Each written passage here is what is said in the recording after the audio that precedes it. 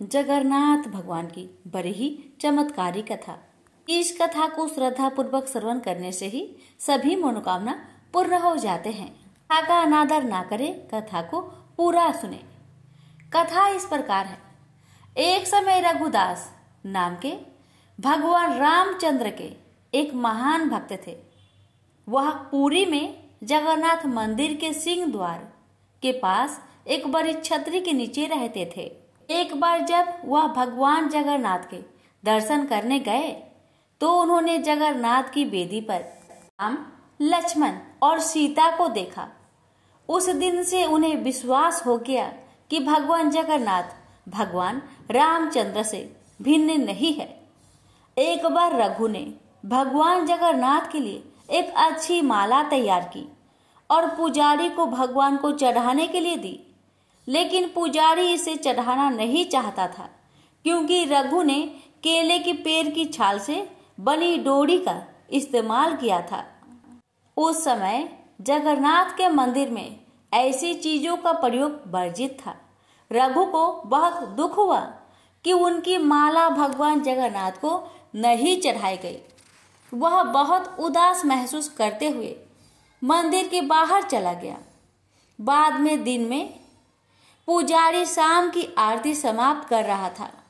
भगवान के शयन करने से पहले पुजारी उन्हें एक विशेष पोशाक पहनाते हैं जिसे बड़ा श्रृंगार वैसा कहा जाता है।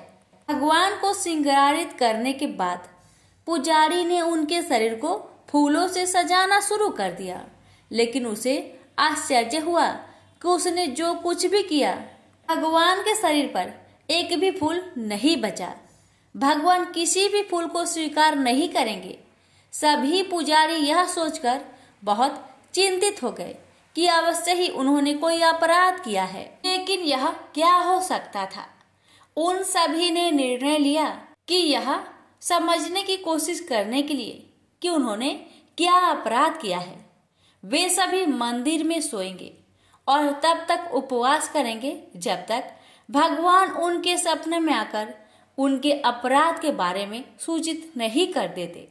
निश्चित रूप से उसी रात भगवान जगन्नाथ मुख्य पुजारी के सामने आए और उनसे कहा, मेरे भक्त रघुदास मेरे लिए एक फूल का माला लाए थे। उन्होंने इसे बहुत प्यार और भक्ति के साथ तैयार किया। आपने बाहरी विशेषता देखी, माला को उन्होंने मुझे देने से मना कर दिया। आप देख नहीं सकते कि उन्होंने कितनी अच्छी माला तैयार की है। उन्होंने इसे प्रेम और भक्ति से पिरोया। आप मेरा भक्त मेरी सेवा से वंचित होकर अपने घर में माला रखकर पड़ा हुआ है, उसके सामने माला पहनाओ। उसने कुछ भी नहीं खाया है और लगातार रो रहा है। वह अभी तक सोया नहीं है। जब तक मेरे भक्त की इच्छा पूरी नहीं हो जाती मैं आपसे कोई माला कैसे स्वीकार कर सकता हूँ और कैसे मैं शांति से सो सकता हूँ। तुरंत प्रधान पुजारी जाग गया और उसने अन्य पुजारियों को सारी बात बताई। तब वे सभी रघुदास के पास गए और अपना अपराध समझाया और उनसे अपनी माला भगवान जगन्नाथ को देने के लिए कहा। यह सुनकर रघुदास बहुत प्रसन्न हुए कि भगवान इतने दयालु हैं कि वे स्वयं उनकी माला स्वीकार करने की प्रतीक्षा कर रहे हैं। रघुदास परम आनंद में थे। एक बार रघुदास बहुत गंभीर रोग से पीड़ित हो गए। उनकी तबीयत इतनी खराब हो गई कि वह बिस्तर से उठ भी नहीं पा रहे थे। उन्हें अपने बिस्तर में ही मल त्याग करना पड़ा। बदबू बहुत बुरी थी। रघुदास बहुत बीमार होने के कारण खुद की मदद करने में असमर्थ होकर बेहोश हो गए।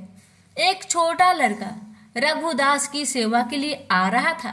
उन्होंने उसके शरीर को साफ किया और चंदन लगाया और गंध को दूर करने और कमरे को शुद्ध करने के लिए अच्छी सुगंधित चीजें पेश की। जब रघु को होश आया तो उन्होंने पाया कि वह लड़का स्वयं भगवान जगन्नाथ थे। रघु ने भगवान जगन्नाथ से कहा, मेरे प्रिय भगवान, आप यहाँ क्या कर रहे हैं? मेरी यह निम्न सेवा करके आप मुझे अपराधी बना रहे हैं। मैं आपसे सेवा प्राप्त करके और अधिक पापी बन रहा हूँ। हे भगवान, आप बहुत दयालु हैं। आप ब्रह्मांड के स्वामी हैं। आप सब कुछ करने में समक्ष है। यदि आप चाहे तो आप मेरी बीमारी को आसानी से ठीक कर सकते हैं। मुझे ठीक करने के बजाय आप मेरी यह निम्न सेवा क्यों कर रहे हैं? भगवान ने उत्तर दिया, हाँ, मैं तुम्हें आसानी से ठीक कर सकता हूँ, लेकिन मैं चाहता हूँ कि तुम अपने सभी प्रबंध कर्मों से मुक्त हो जाओ, ताकि तुम इस जीवन के अंत में मेरे निवास पर वापस जाओ। तुम्हें ये भी जानना चाहिए कि जैसे कि मेरे भक्तों को मिलता है, मेरी सेवा करने से सुख मिलता है, मुझे भी अपने भक्तों की सेवा करने से सुख मिलता है। मैं सदैव आपकी सेवा करना चाहता हूँ। मुझ में और मेरे भक्त में कोई अंतर नहीं है। इस प्रकार भगवान और रघु के बीच बहुत घनिष्ठ संबंध थे। रघु बहुत सरल थे और उनका स्वभाव एक छोटे लड़के जैसा था। भगवान जगन्नाथ के साथ उनके संबंध बहुत मैत्रीपूर्ण थे। कभी कभी भगवान एक लड़की के रूप में उनके पास आते थे और वे दोनों एक साथ खेलते थे। यह सामान्यतः लोगों को ज्ञात था कि भगवान रघु के साथ खेलने के लिए उनके पास आए थे। सभी लोग रघु का आदर करते थे। वह बहुत प्रसिद्ध थे और लोगों के बीच भगवान जगन्नाथ के मित्र के रूप में जाने जाते थे। एक बार जगन्नाथ रघु के पास आए और उससे कहा कि वह राजा के बगीचे से कटहल चुराने के लिए उसके साथ चले। रघु ने कहा, तुम कटहल क्यों चुराना चाहते हो? यदि तुम्हें कटहल खाने की इच्छा है तो मुझे बताओ, मैं तुम्हारे लिए एक अच्छा कटहल लाऊंगा। भगवान जगन्नाथ ने उत्तर दिया, इस प्रकार मुझे अपने भक्त से सब कुछ मिल रहा है। वास्तव में मेरे पास सब कुछ है। माता यशोदा मुझे इतना मक्खन खिलाती थी और मुझे आनंद देती थी, लेकिन फिर भी मैं इस उद्देश्य के लिए दूसरे के घर जाता हूँ, माखन चुराने का। चुराई हुई चीजें खाने में एक विशेष आनंद होता है। आज मैं चाहता हूँ कि आप चोरी का वह आनंद महसूस करें। कृपया मेरे साथ आए। असहाय होकर रघु भगवान के प्रस्ताव पर सहमत हो गया और उनके साथ चला गया। वे दोनों राजा के बगीचे में दाखिल हुए। जगन्नाथ ने रघु से कहा, तुम पेड़ पर चढ़ जाओ, मैं जमीन पर खड़ा रहूंगा। तुम सबसे अच्छा और सबसे बड़ा कटहल तोड़कर नीचे फेंक देना। मैं यही खड़ा होकर उसे पकड़ लूंगा, फिर हम दोनों भाग जाएंगे। रघु ने भगवान की आदेश का ठीक वैसे ही पालन किया जैसे उन्होंने निर्देश दिया था। वह कटहल के पेड़ पर चढ़ गया और सबसे अच्छे और बड़े कटहल को ढूंढ निकाला, उसे तोड़ लिया।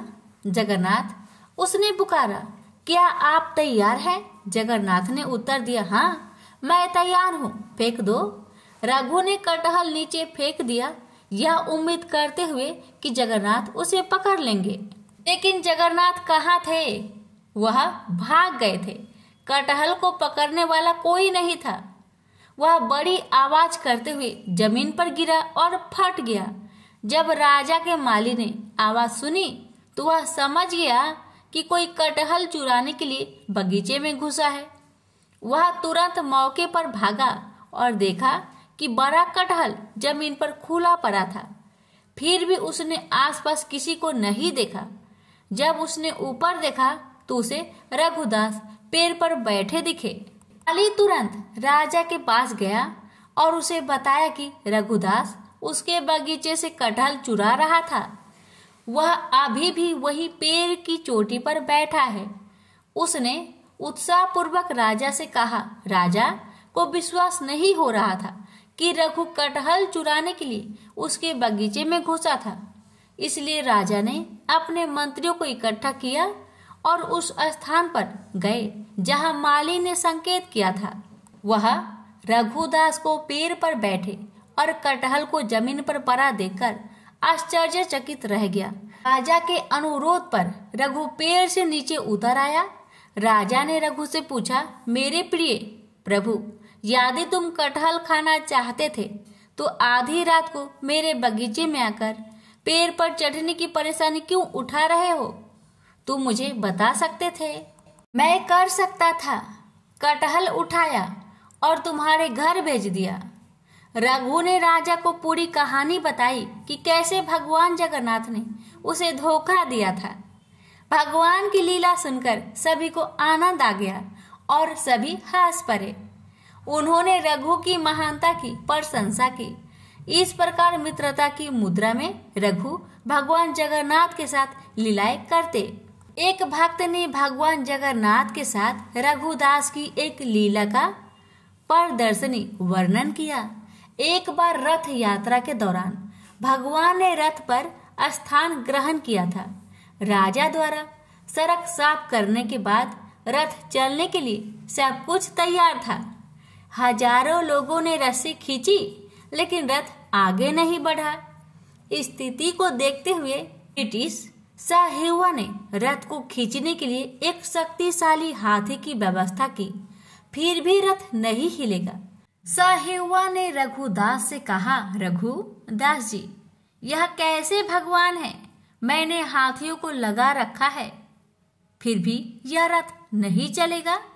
यह सुनकर रघु रथ पर चढ़ गए और भगवान जगन्नाथ के निकट गए। उसने प्रभु के कान में कहा, तुरंत रथ चलने लगा। यह देखकर साहेबा आश्चर्यचकित रह गए।